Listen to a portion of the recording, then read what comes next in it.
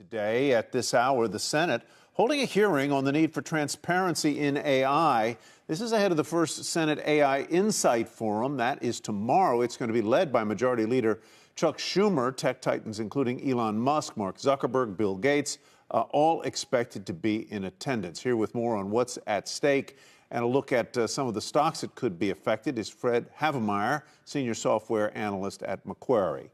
Fred, welcome. Good to have you with us. Let's take the first thing first, and that is the Senate Commerce Committee hearing on AI. Is this sort of a perfunctory hearing, or is it really substantive? I think what we've consistently seen is that the U.S. federal government at many different agencies and many different levels is presently considering how can one appropriately regulate AI and what are the steps that need to be taken to regulate AI. I think within this context, it's appropriate to be having conversations at all levels here. And we certainly see this heating up, of course, with the AI Insights Forum occurring tomorrow.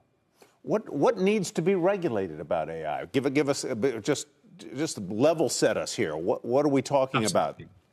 So there's many different takes on this topic right now. I think within the U.S. government, there's a lot of debate about how we can navigate the national security landscape, the risk for misinformation that's generated by generative AI and artificial intelligence models, and also how to combat potentially China being the steward and the leader that sets the standard for AI regulation, which certainly is not necessarily the case, as we've seen the EU with its AI Act is also pushing forward quite quickly to develop a risk-based framework. But I think the question at the very heart of the debate right now is, what are the powers of these new generative AI models?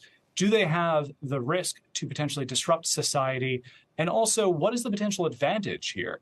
Because fundamentally, we think that this is a moment where the United States and other nations, but particularly the U.S. with our technical leadership, can really accelerate innovation and drive many, many, many further discoveries and advances in artificial intelligence if we properly regulate and also invest into cultivating an AI ecosystem in the United States. Yeah, I don't know what that looks like exactly. I just hope we don't handicap anyone too much at this point.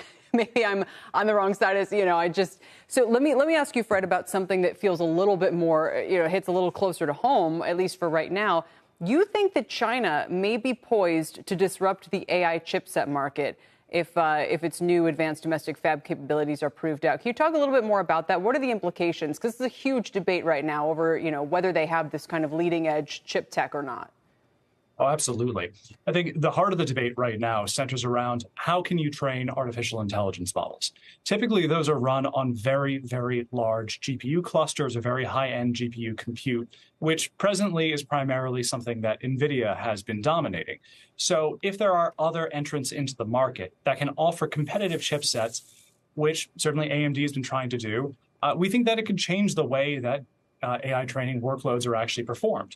I think also quite critically here, this is not simply a hardware problem.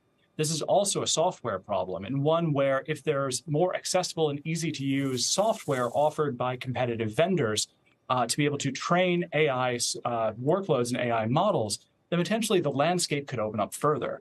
I think one interesting thing we've seen consistently here is that smaller researchers, those researchers that we hope regulators will not potentially regulate away, have been making substantial innovations here to make the inference workload, that is the models predicting something when given an input, making it work on even commodity hardware. For example, I saw one recently where a very large 180 billion parameter model, and that's one of the larger ones, was running on a piece of commercial Mac hardware. It was running on an M2 Ultra Mac.